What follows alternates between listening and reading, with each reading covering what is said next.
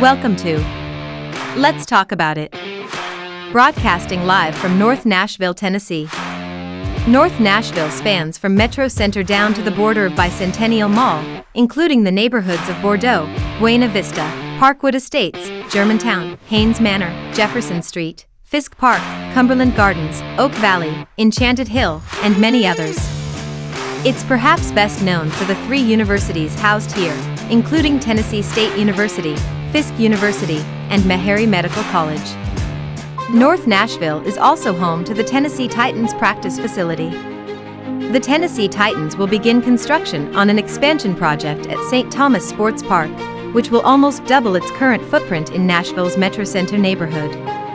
The plan includes 60,000 square feet in additions, including a new building situated along one of the practice fields, and major renovation of spaces within the existing 75,000 square foot building.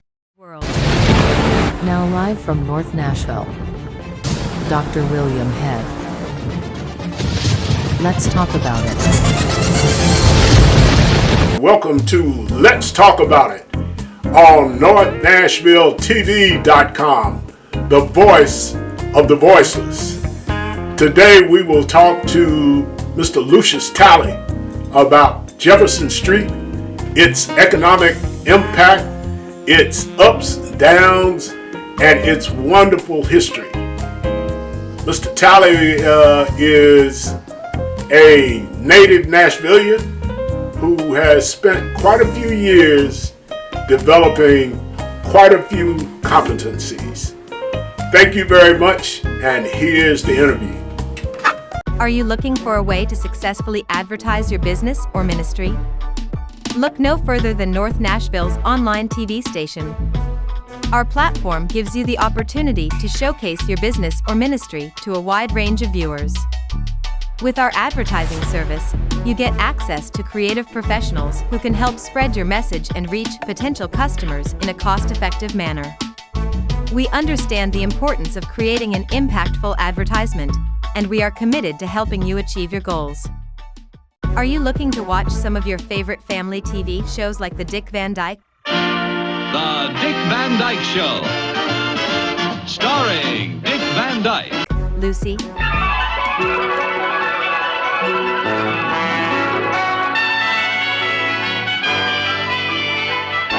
The Lucy Show, The Cosby Show, and more?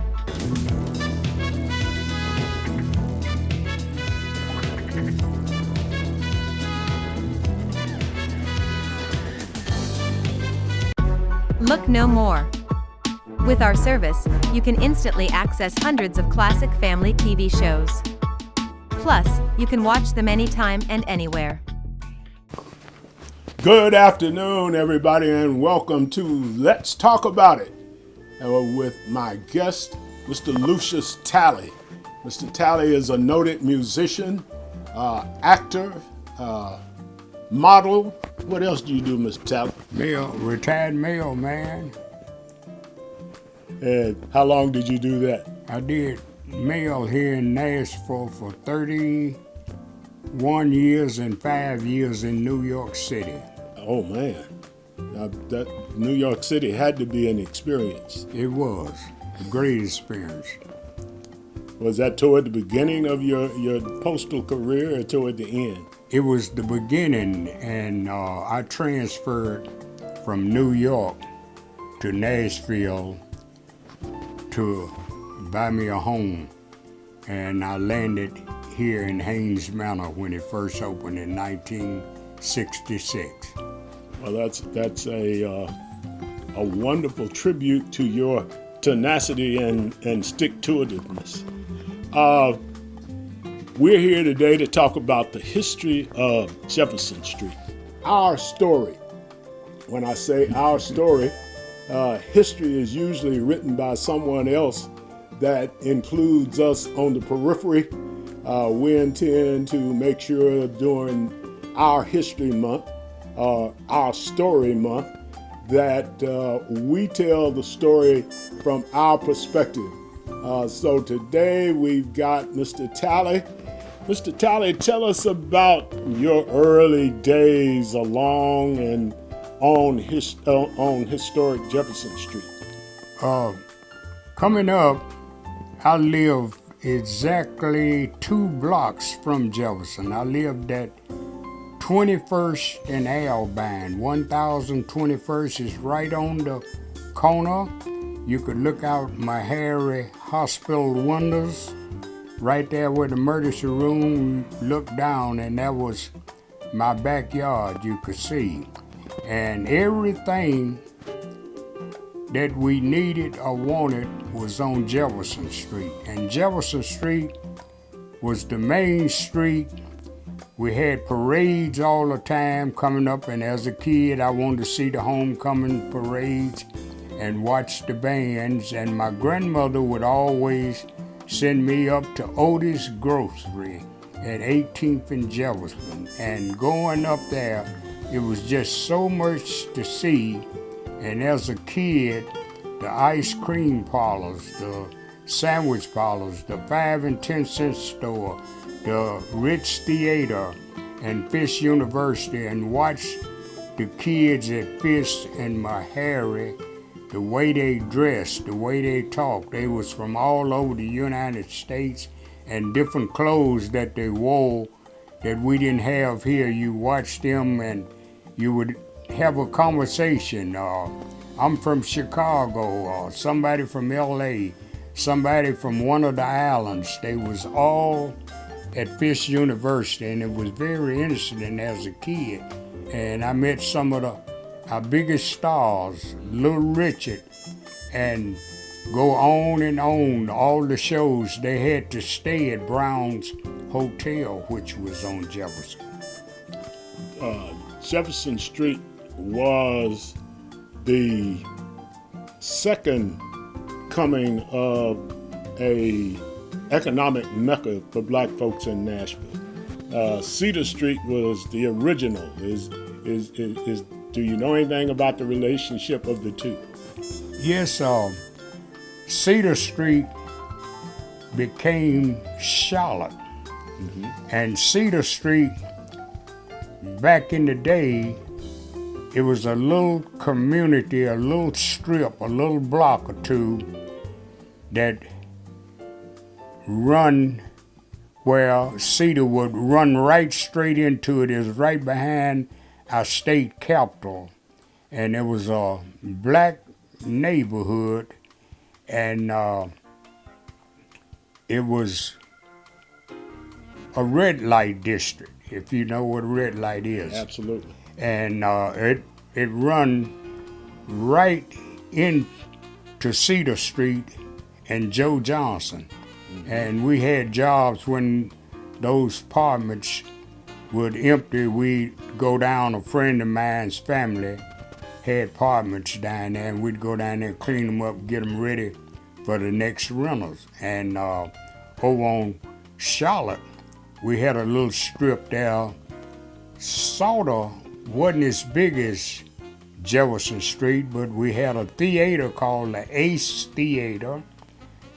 And across the street from the Ace Theater, we had a club called the Black Hawk.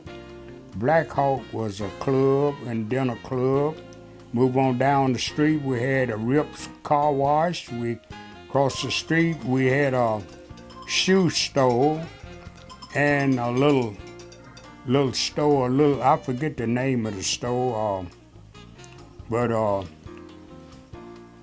Jewish man run that store. You could buy shoes and little clothes there. We had that.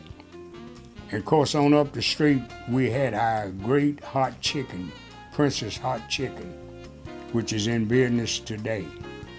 And Princess Hot Chicken is the only place that I know in Jim Crow that the whites came in the back. Came in the back. We put them in the back.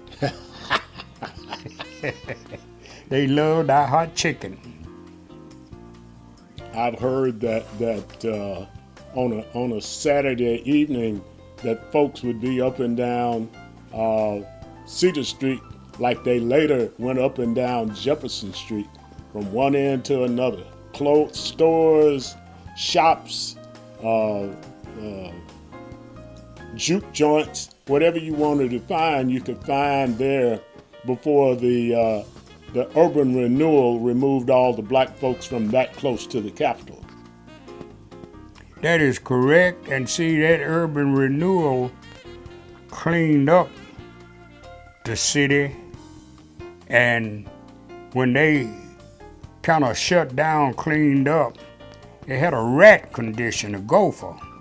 They was coming from that Cumberland River, and they had that part of the town, you know, gophers running every kind of way, and they had this big cleanup for Metro, and everything started shifting to Jefferson Street. Okay. More juke joints hit Jefferson Street, and good first class places begin to come to Jefferson Street. You spoke of Brown's Hotel.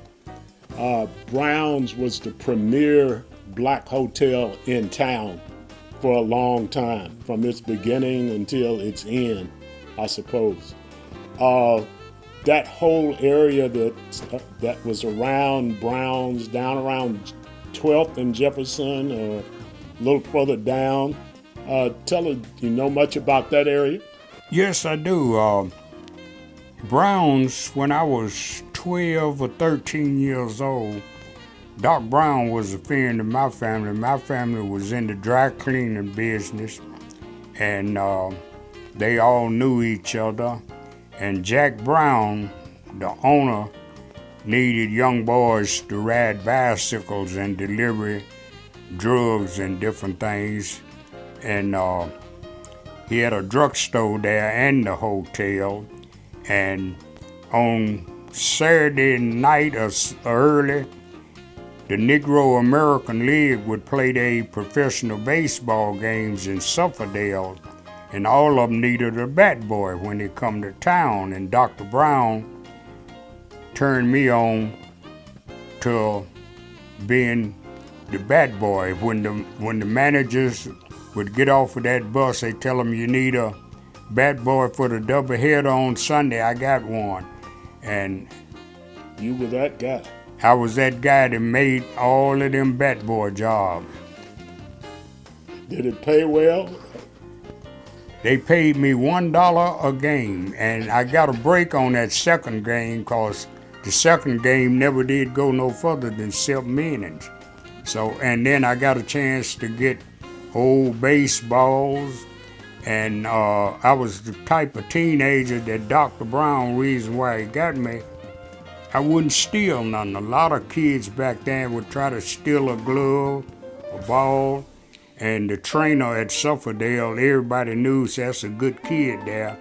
And I had the bat boy job locked up so tight. Then the players back out then, everybody was warming up or something. One player might come up and say, bat boy, put this glove on, and he might pitch to me to try to warm up, you know. And then I learned a lot about the players. It was some of the players would even let me touch the bat. Say they was hitting 300 and they done fell off 40, 50 points. They'd be superstitious.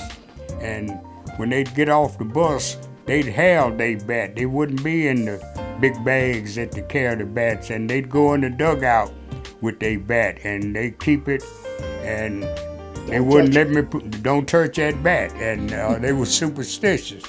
And I learned a lot working around, and I had the pleasure.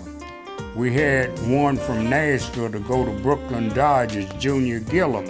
And when Junior Gillum come back home in Nashville, they had the Junior Gillum it was Roy Calfanella All-Stars. After the baseball season was over with, Roy Calfanella brought all the black stars that was in the National League. They played all the black stars that was in the American League with Larry Doby, Luke Easter, and all them in the American League.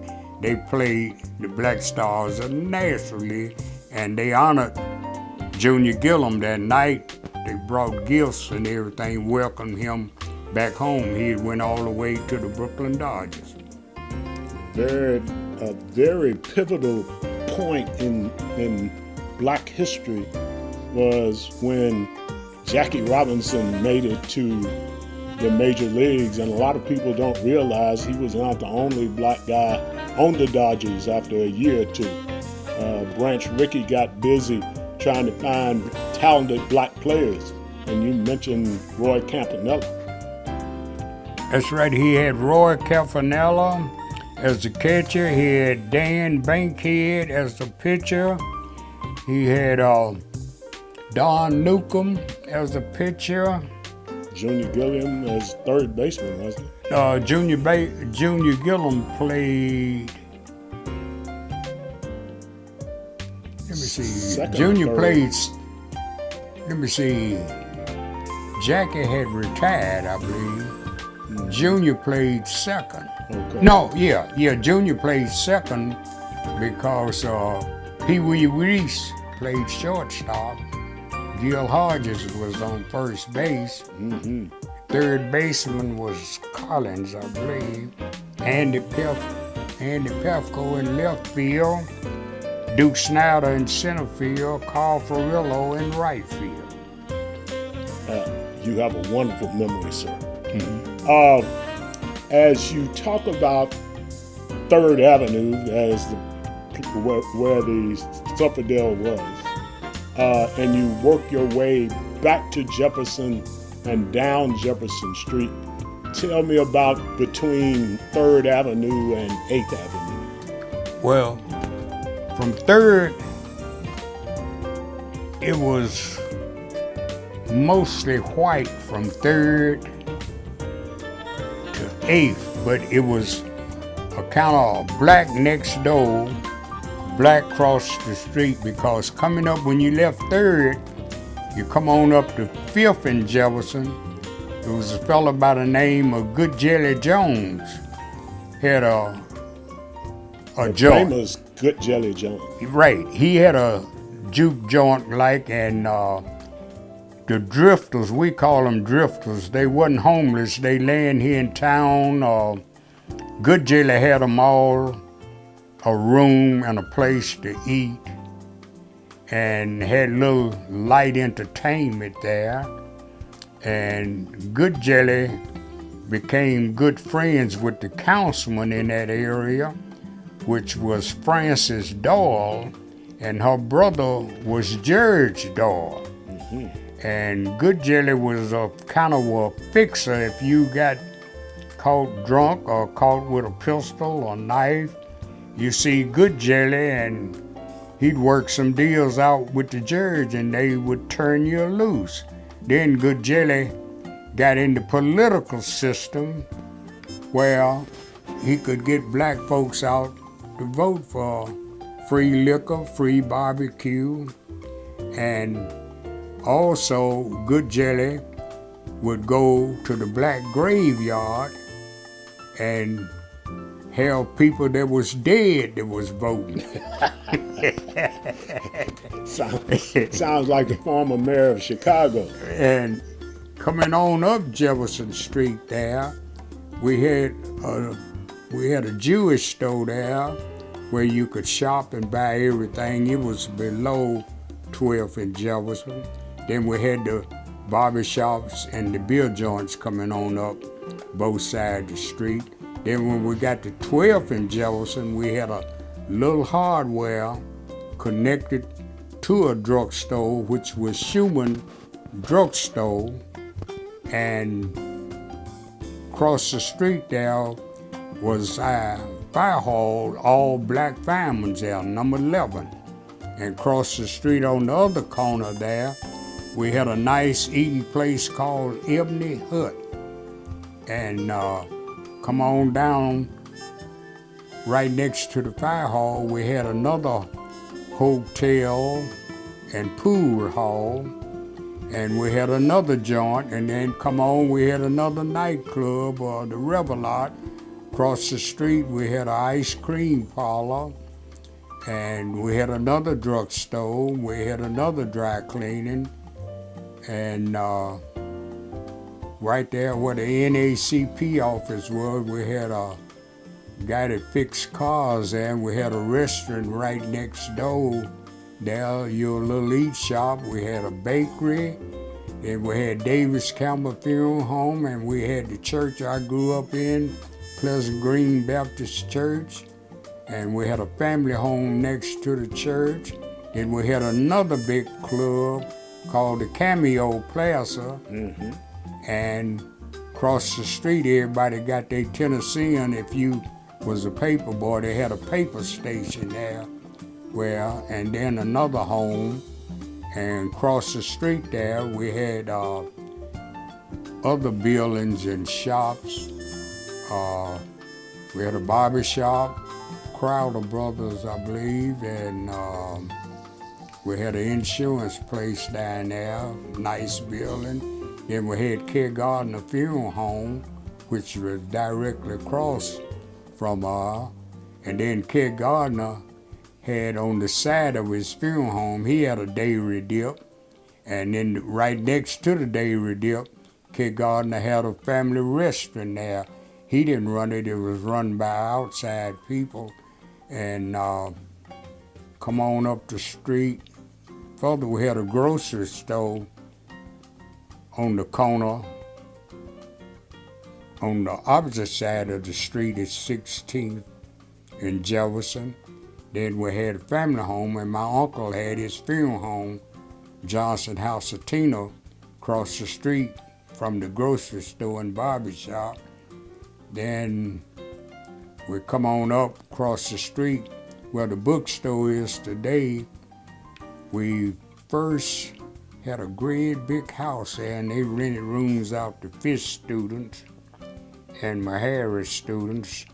Then they put a hamburger place there, and after the hamburger place went, the Muslim put a business in there. Then the art store is there now, and Woodcuff is there now. Then come on across the street there, we had another 5 and 10 cents store, Sloan, Mr. Sloan Snack Bar. Then we had Hardy's Barber Shop, and they had rooms upstairs to rent it out. Then we had the Ritz Theater.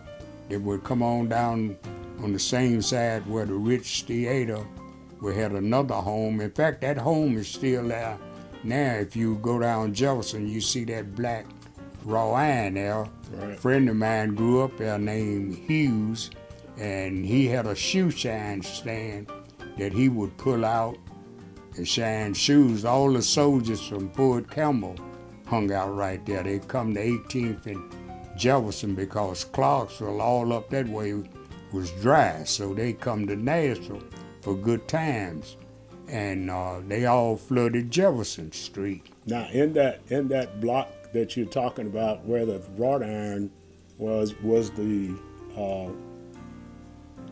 theater. Right, the Ritz. theater was before you got to the raw iron. Mm-hmm. Now, once you passed that, you had another drugstore, Price's drugstore. Mm-hmm. And Price, he had rooms upstairs they rented out. And on the side, he had a little private-like restaurant there. Then it was Gulf Service Station. Right on the corner. Right on the corner. And across the street, a fella by the name of Boot Hayes, that played football at TSU. He had two. He had a 5 and 10 cent store and a snack bar in there that you could buy food and buy notebook paper.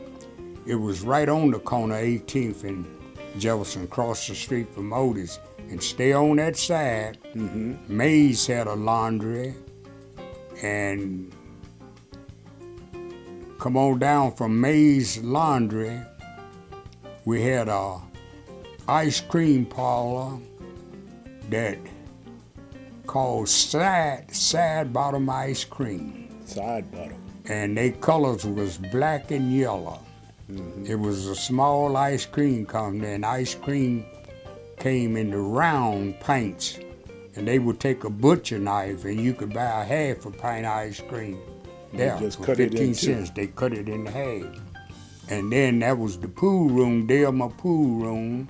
Well, a man named Buddy had a tailor shop in there too. Tailor shop, ice cream shop, Mays Laundry, come on down, Delma Pool Room and Delma Hotel. And all of the big time people hung in Delma Hotel. In fact, 1955 was the most beautiful year that you want to see all of those young blacks. They had them brand new 1955 Fords and Crown Victorias, 55 Chevrolets, 55.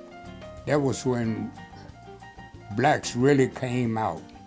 Was doing, you could see the success and go all the way down Jefferson when you got, before you had a lot of beauty shops going on down, then you had Hemp Hill Press.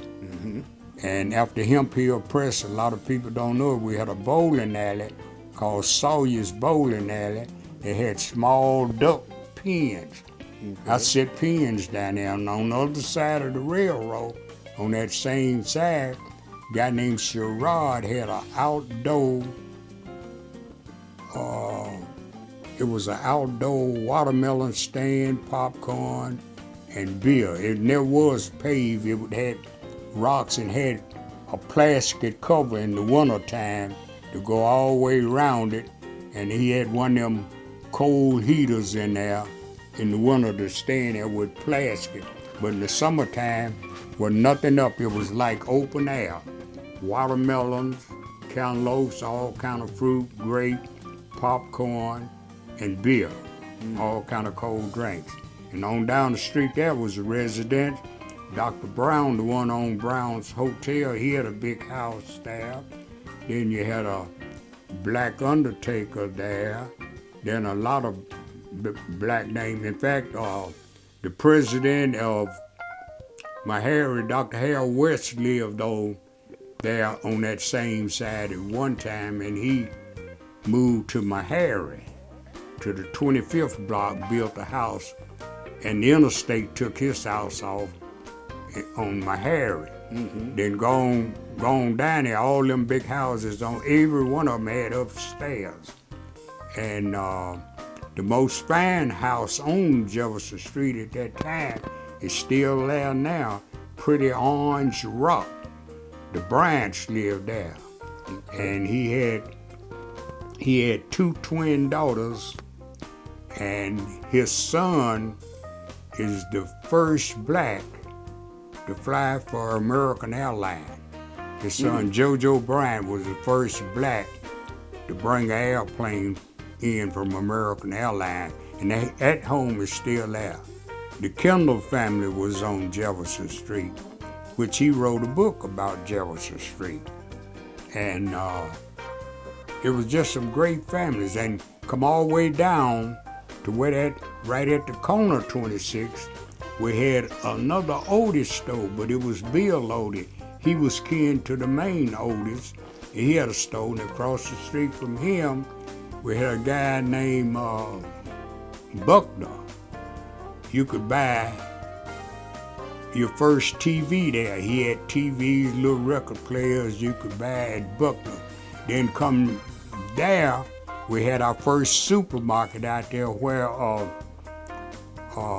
Kingdom Cafe is now. Yep. That was Logan Supermarket. Remember it. Then Brown's had another drugstore right in between there, and it was Brown's number 2.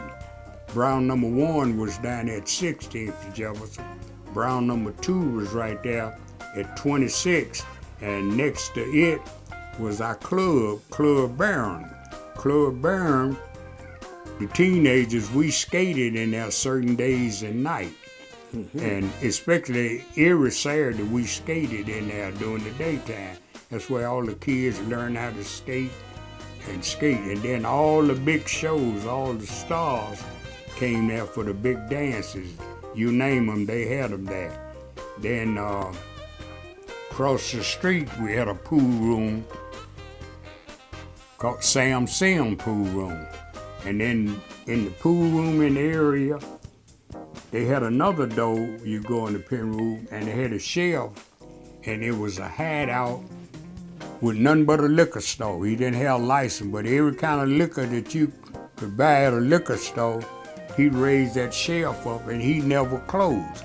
He had something out 20, you could buy liquor 7 days a week, 24 hours. The police was on the tape. Okay, he had that right across the street. Then they had a wash shop. And on the other side of the street, we had the Church of Christ, which is out there behind TSU now, the great big Church of Christ. They was on the corner at 26 and Jefferson, on the opposite side of the street. Then we had a family home there. Then we had the other beer joints connected to the pool room, which is down there now. We had all of that. And we had 2 or 3 nice fancy beer joints on that side of the street. Then we come on down a little further. We had, let me see, that creek that was vacant right there. Trying to think. We had some more homes, and then they built them apartments, which is down there now. And right on the corner, we had a service station. Black guy named Driver, he was a councilman. He had that Shell service station. He gave you 50. Hamburger joint. And the hamburger joint was next door. But he had that Shell service station. He gave most of the blacks in the neighborhood a $50 credit. You could go down there, sign your name, and you could get gas on credit. He allowed you up to $50. That's a mechanic, a battery, or whatever. He allowed that for you. Then the dairy dip on the corner. Then when you cross the street, we had another 5 and 10 cent store, a barber shop, a barbecue joint, and where Wendy's is, I took piano lesson there. They had about 3 homes going that way, where the library is now. Same as where Wendy, because my piano teacher was there, where Wendy's is. And across the street there, where College Crib is, we had another service station on that corner. Iron station. And then we had another beer joint and a good time house behind the beer joint, like a club. And we had another beer joint. Little Saratoga was, I think. Right. And across the street where the president house at TSU, that was, wasn't Born in the Jungle, what was that? I forget the name, it was sitting back. Not the Wigwam. That's what it was, the Wigwam. Okay, and when you left the Wigwam, where the nurses building is out there on the campus right there, is, that was Price's.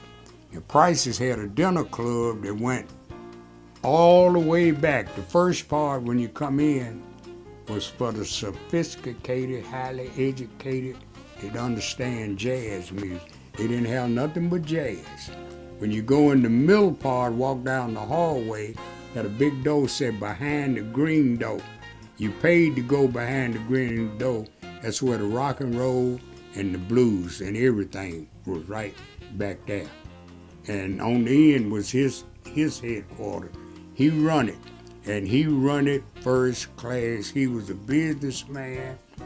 You right there on the campus. You didn't loaf in there. When that glass was empty, if you didn't order up, you was out of there. That's the way they operated. And what made that so popular, come out of the jazz part, right there was Hadley Park, and there was Sandlot baseball. All the time. All the time. Baseball games, people lined up to bleach, had the seats out there, and people drinking their beer and watching a nice baseball game. And go across the street and get you a little beer and come back. That's right.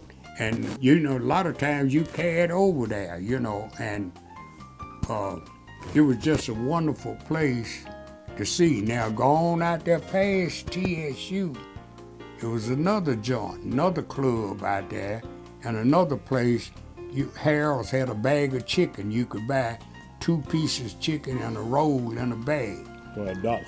Right, it was real good. And I remember that well. then they had a club there. Then you come out of there and go straight up 40th, and you hit the best club in the city for black, Deborah's. All the stars, when they perform at Ryman Auditorium or wherever they performed at, Jackie Wilson, wherever the show, after the show, you could catch them at Deborah's out there off of Clifton. Deborah's had outside a lot of people that wasn't 21 that wanted to drink.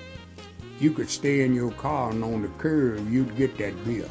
You'd get the beer sandwich, you could get served. They hang the tray on the car.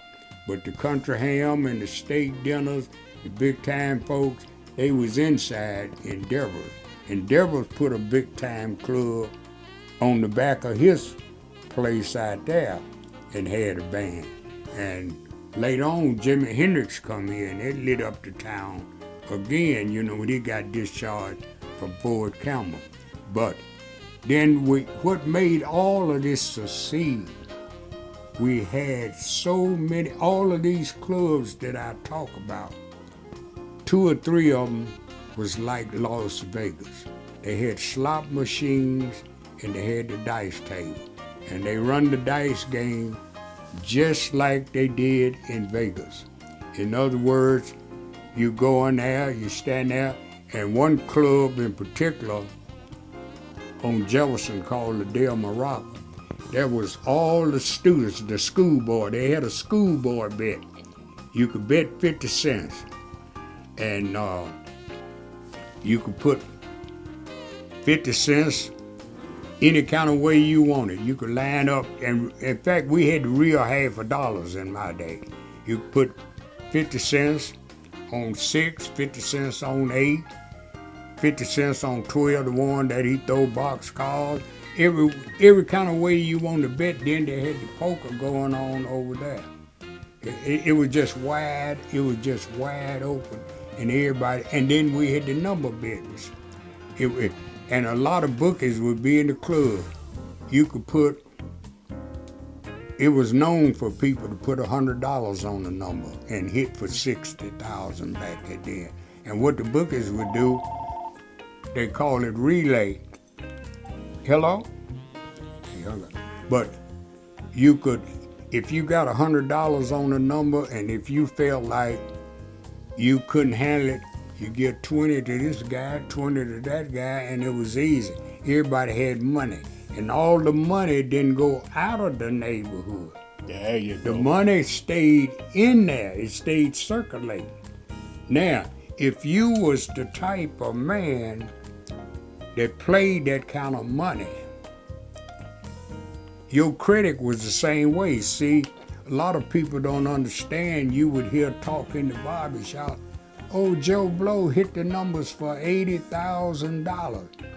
But the bookie might let Joe Blow, he turned him loose. They turned him loose. If you hit me for $14,000, when your number come out, all the credit that I gave, I might not owe you. You might owe me $12,000. I bring you $2,000. Because you give them all the credit that you want. Give them all the credit. That's in your favor when you give them credit. When they win, they owe you. You take your money. Then. Right. See, and a lot of people on them small bets, like your winning would be $700 or $1,200, you might get $200 out of a $700 win because you owe the bookie. Wasn't no killing. It was just straight up friendly. Everybody was friendly. Everybody had their territory. Wasn't no shooting. Wasn't none of that. It was just everybody knew the game they were playing. Right. They knew the game they was playing. It was played fair. And then a lot of them got out of the business and opened up these fancy clubs and different things and was able to bring these entertainers here.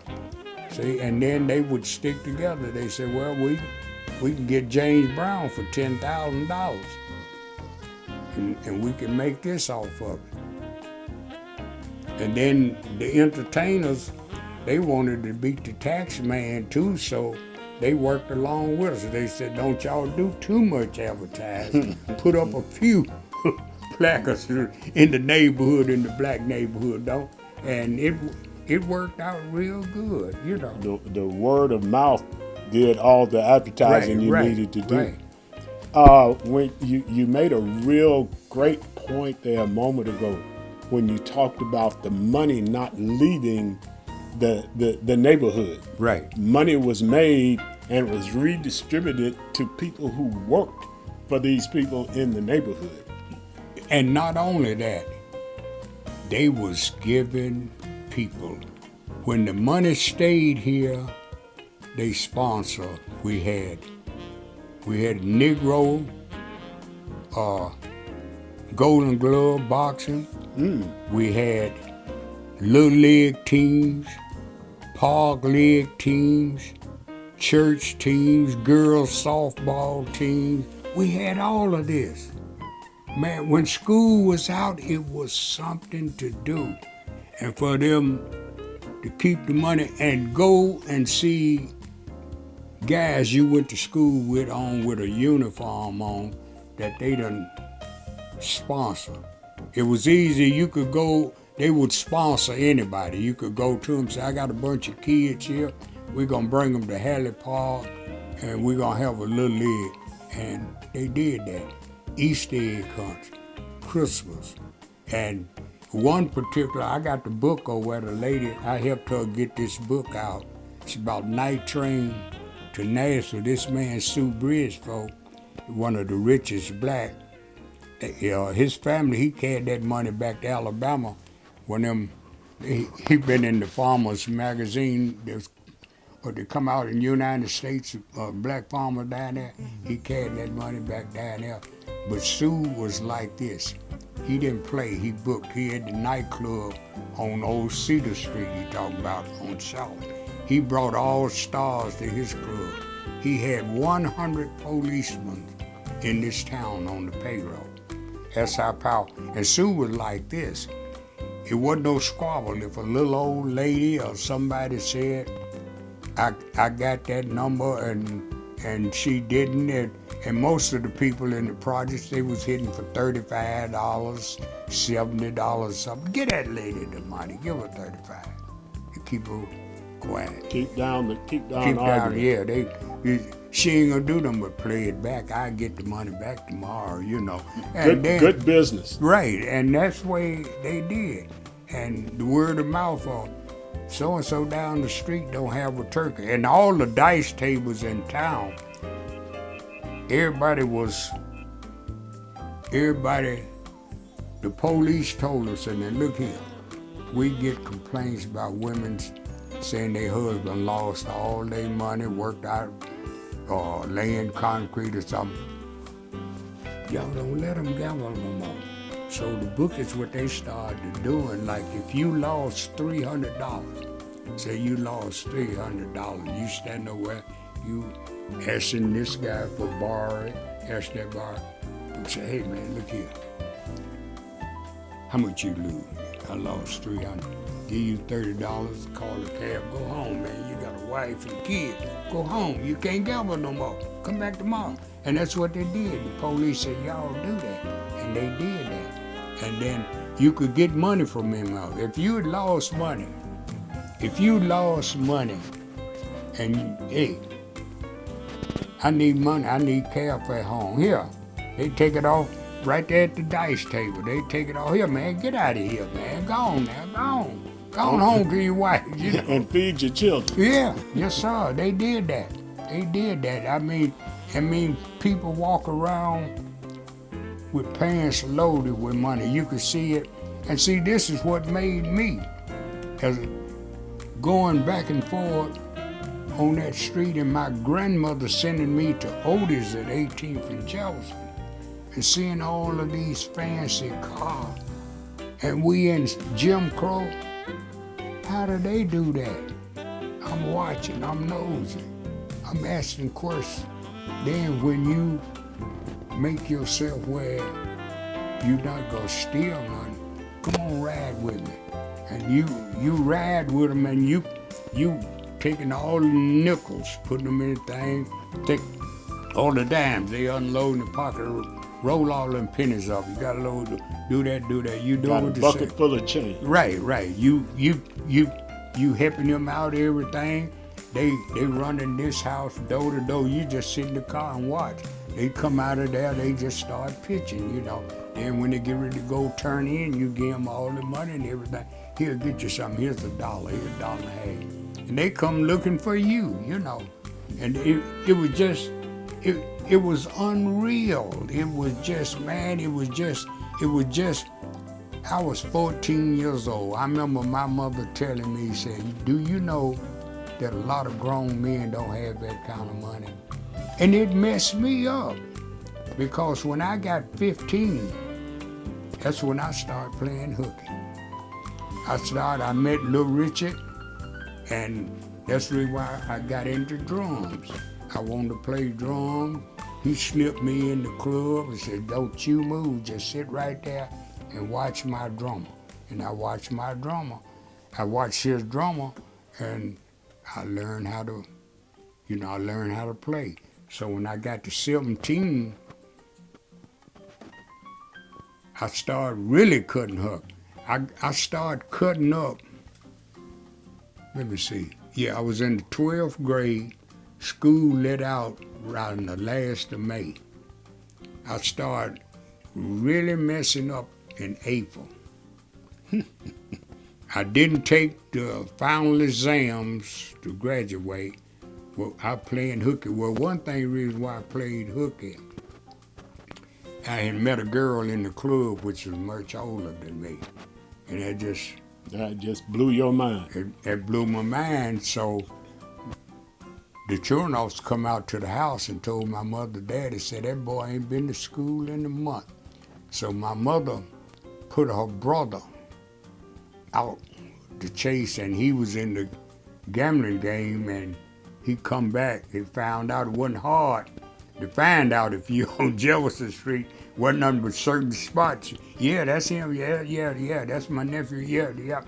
So when I came home one day, like I went to school, this white man was in my living room with his uniform on. My daddy said, they giving you an option. You ain't been to school. They're gonna turn you over to juvenile, or either you got a chance to go in the Air Force.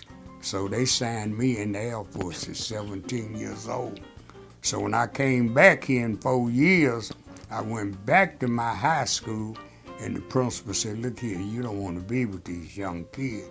He said, you can go to night school, you've been in the service, you can go on the GI Bill and go.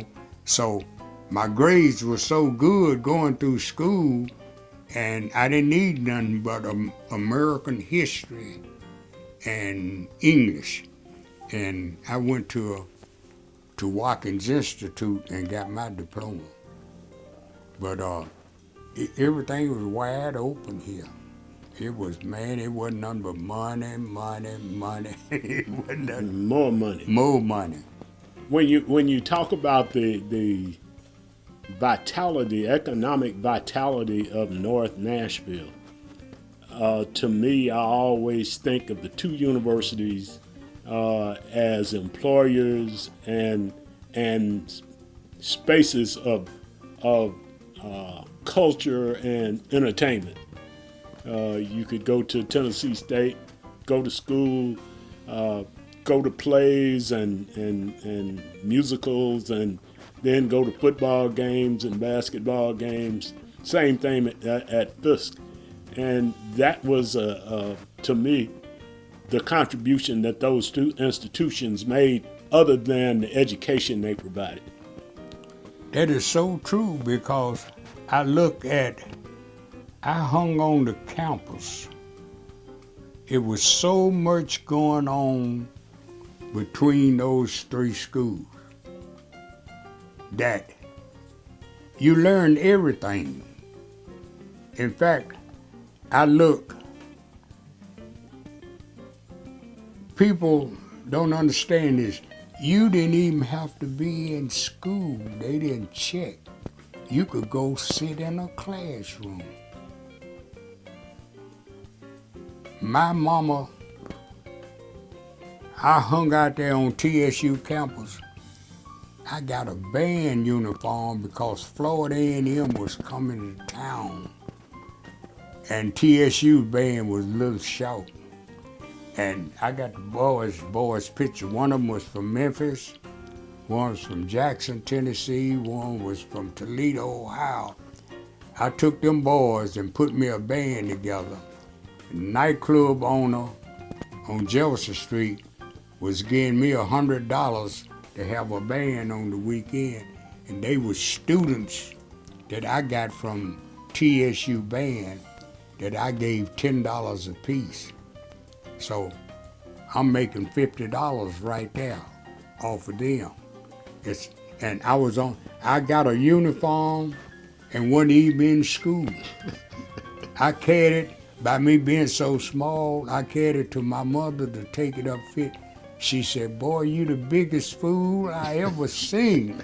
Said, you had a chance to go. She said, you carry that, no, I'm not gonna do it. She said, you acted up, you'd have been in school and done the right. No, I'm not. She said, carry that.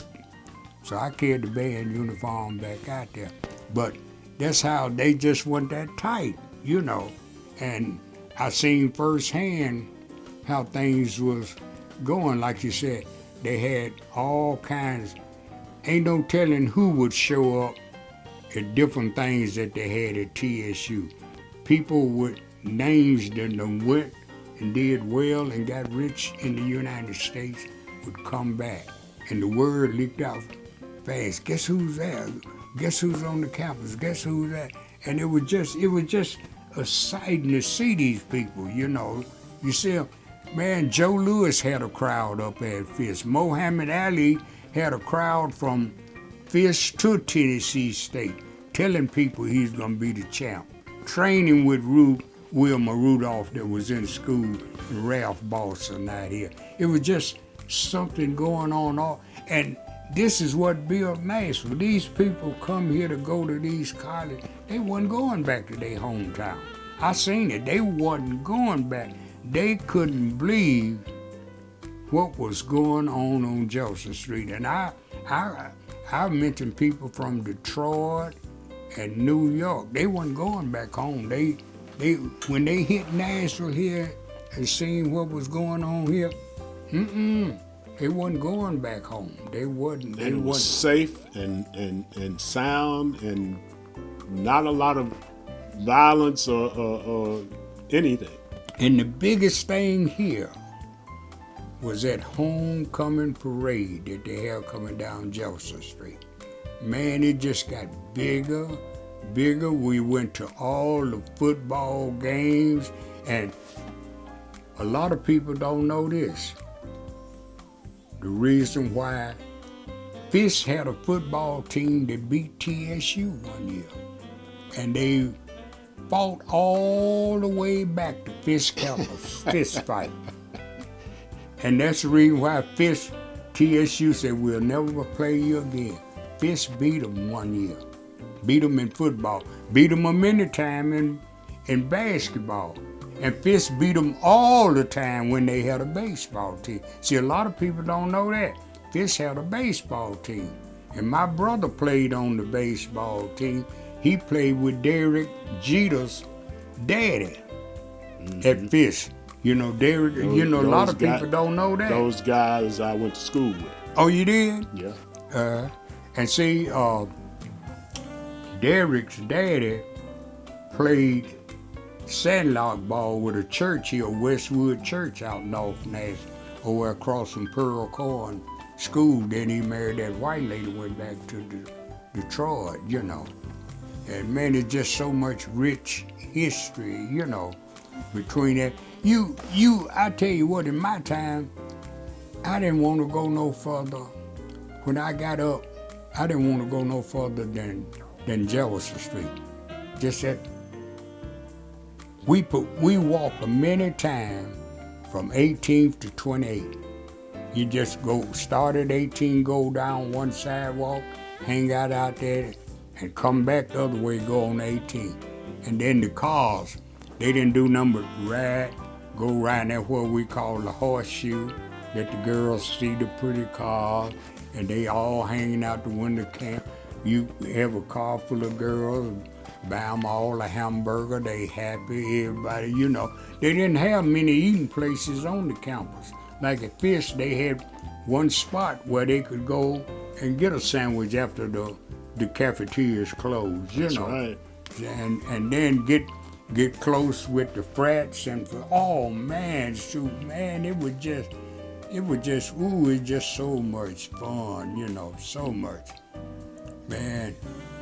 When you talk about the economic vitality of Jefferson Street, again, Tennessee Fisk would play a football game in the afternoon before they finally got a stadium of their own. They would play a football game on Pearl High's football field. That's right. On Saturday afternoon. That's right. And you walk from there and walk over to Jefferson Street and walk down to Tennessee State for a game that evening. And all those businesses along Jefferson Street were receiving the benefits of youngsters walking between the two institutions. That's right. They never lacked for customers. That's right. That's so true. And probably when you was in Fish, they had one guy that patrolled there that took care of the campus, keep them guys from peeping toms. There was a lot of peeping toms back in the day because they know that them girls would take a shower and nothing. So this one guy patrolled Fish University named Will Dawson. Everybody Will Shoot. Yeah, they call him Will Shoot. Because he didn't shoot to kill. He would shoot up in the air, or if he shot somebody, it was in the leg. And he never had over 22 or 32 at the most his gun, so that bullet didn't go far. And shot with a 22 can go up in the air. If you do come back, it ain't like these weapons. If you come back, you can probably hit you in the top of the head and it won't even do nothing to you. But Will did that, and he would hide behind these historical 100-year trees. You know, you wouldn't see him. See, at 6 o'clock, you didn't cross Fisk campus. Like in the wintertime, it's dark. My grandmother, mother, and all of them told me, don't cross Fisk campus. You walk around that campus to go to Rich Theater. Because he didn't allow no outsiders on that campus. Now, let me tell you what Slim did. We call him Will Shoot. He rode a horse a lot of times. He'd be on one end of the campus where the football stadium and ride all the way to the other end, or where Jubilee Hall. He'd put that horse, wrap that thing around the tree, and leave that horse right there. You didn't never know where he is. One day, he wore bib overalls. Bib overalls, zipper right there. He had all his money up in here. He rode that horse to the Cadillac dealership on Broadway over there. Put that horse over there. It was over around one of them signposts or something they would tell him. He rode that horse over there and stood over there. Salesman would come out, what do you want, boy? He said, I want to get some prices on some Cadillac. He said, oh, man, you wasting your time here. So he wouldn't wait on him. So he kept on looking at the Cadillac, and somebody, another salesman said, what that boy want out there? He said, he called you a boy. He said, he up there talking about Cadillac. So nobody waited on him. He walked on in the thing. He said, who's in charge of this? The man, one of the head men come up and said, yeah, what way gonna happen? He said, I want to buy a Cadillac. He said, I want to buy a new one. And the guy said, how you gonna get finance? He said, I didn't come here to finance. Just tell me the price and I'm gonna buy it. They told him the price. He unzipped this thing, paid cash for it, and put the bumpers come out back that end. Put that horse thing, did 5 miles an hour back to Fisk University with a brand new Cadillac and the horse on the back. He's a bad boy. I thought maybe he traded the horse in, but No, He didn't leave his Everybody horse. wonder cars was passing him, that horse, everything, man. That was the talk of this town, man. Oh dog. I have heard the legend of Will Shute ever since the first day I walked on the Fisk campus. And you just gave me his last name, Will Dawson. And next time I have that conversation, it will be one where I will know the name. And my neighbor right next door here, his last name started with a Q, Quinn. He lost his wife last year, but he's white and he taught Black History at Fisk for years. Yeah, we real close. He taught up there, and it's another white man that used to teach up there, and it's another white lady that live out in Bellmead that she used to put dog makeup on.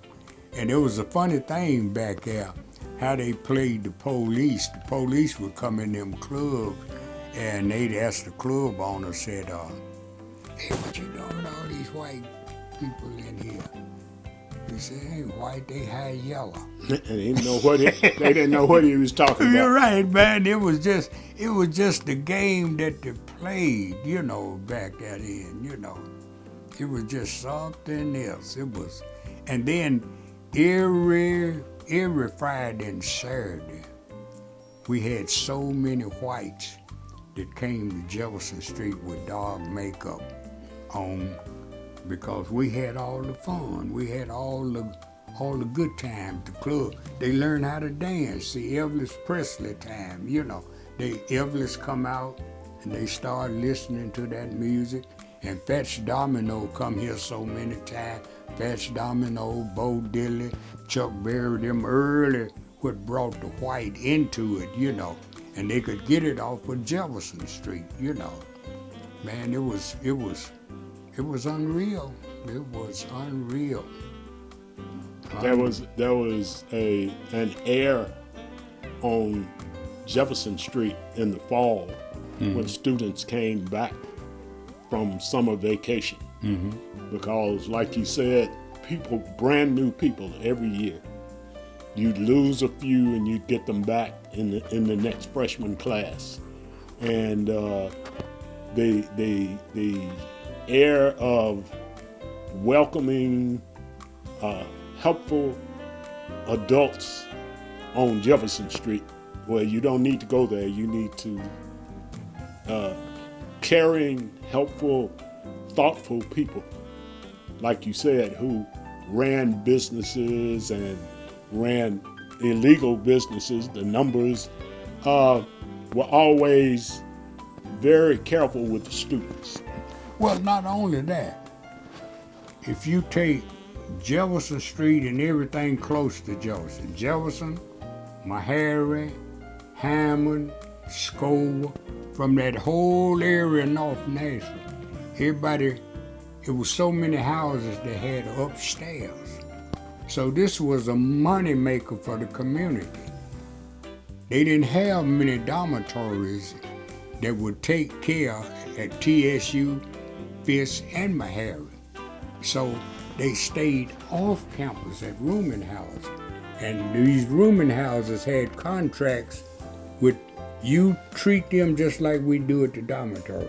If they stayed at a rooming house, the girls had to be in at 8:30 or 9 o'clock at night.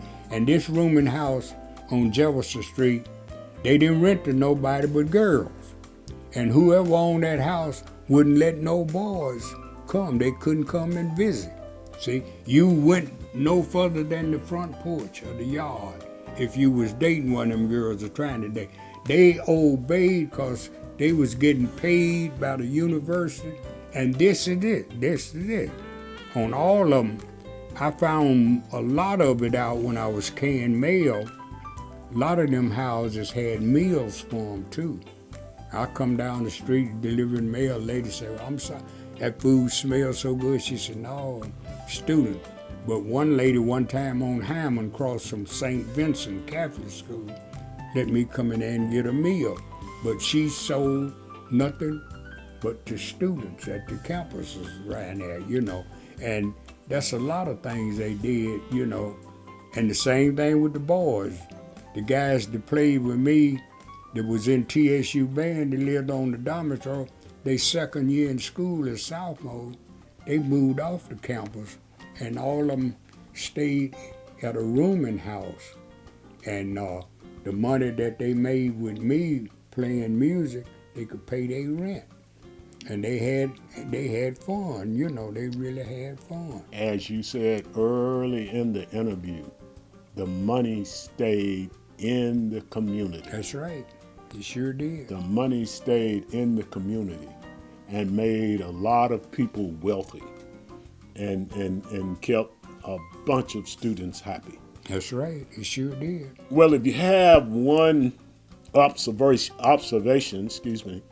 about Jefferson Street and North Nashville that you would share with everybody, what would it be?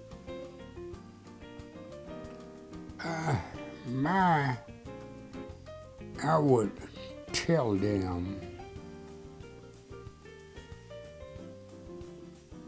to not to be a talker, be a watcher, come out. Education is free. If you came out, what you don't know, and if you just be patient, like a song come out, I'm a girl watcher. If you would just say, I'm a people's watcher, and watch everybody that's doing better than you doing, and just watch, that's the best education that I would say. And North Nashville had it free, because a lot of cities didn't have that many colleges right together with every kind of field to be every kind of thing you want to be, everything that you wanted. Even if you went as an athlete, you had the best athlete. Even I'd go with other things. Fish used to play a lot of tennis. We had everything. And if you stop and look at it, it was a gold mine for blacks of learning. And see, I tell you, my thing to give back at my age right now that I tell every black kid, education is free. To survive in the world is free.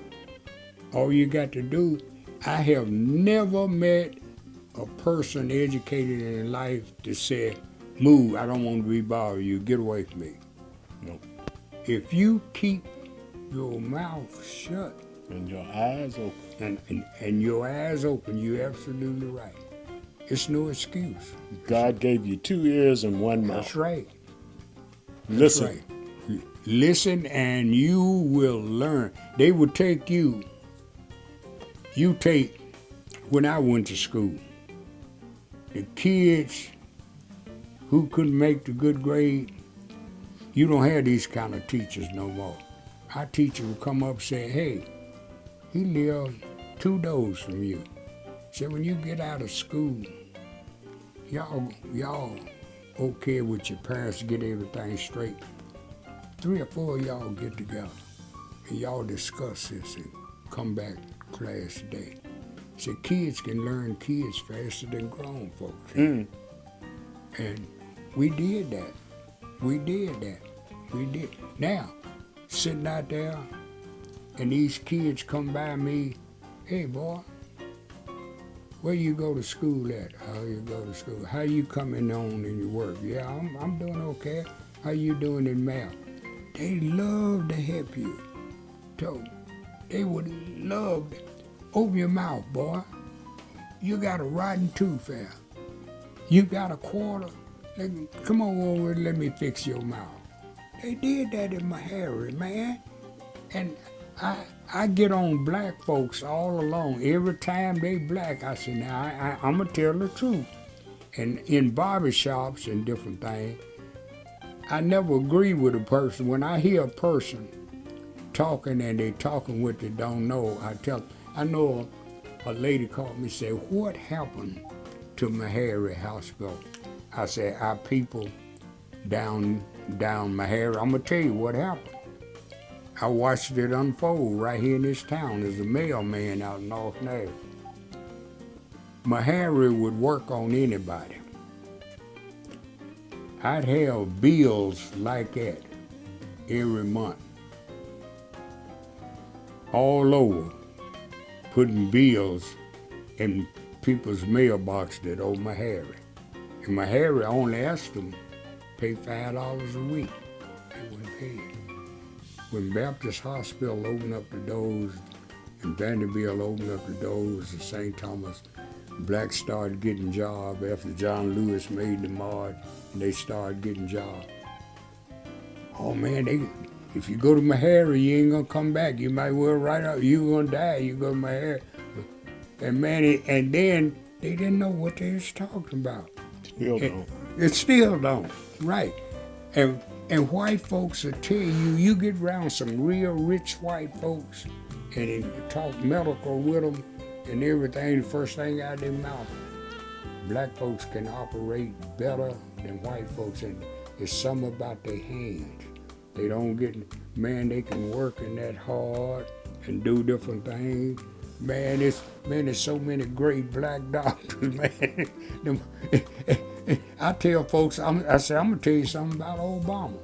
You know who put Obama in there? Rich white women. White women gave more money than anybody for that man when he all over the country, man. Hey, they know, man, and right here in this city there, what's them boys named Churchwell or something? You get around some of them white folks and they'll tell you who the best doctor. Vanderbilt, they tell you the best hard doctors are black. The best is just black, you know. Blacks, and I know my doctor is white.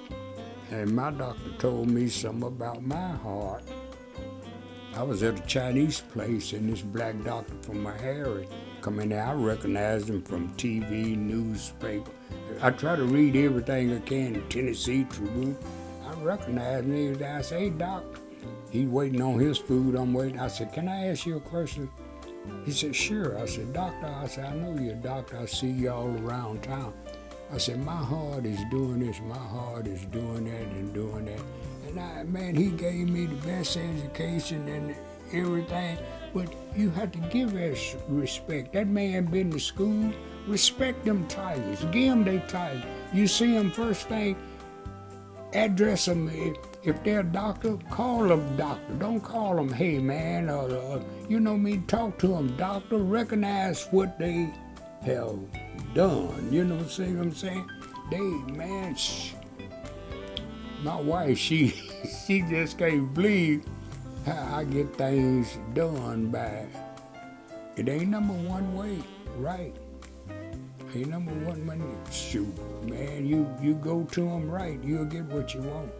Do it right or don't do it at all. Oh. Ladies and gentlemen, you have just seen probably the most enjoyable interview I've done thus far out of probably 150 of them, as we talk to Mr. Lucius Talley about Jefferson Street and Nashville, from the 411 to 1941. Gentleman of great forbearance, magnificent memory, and very honest comments. You have been watching Let's Talk About It, and I'm your host, William Head.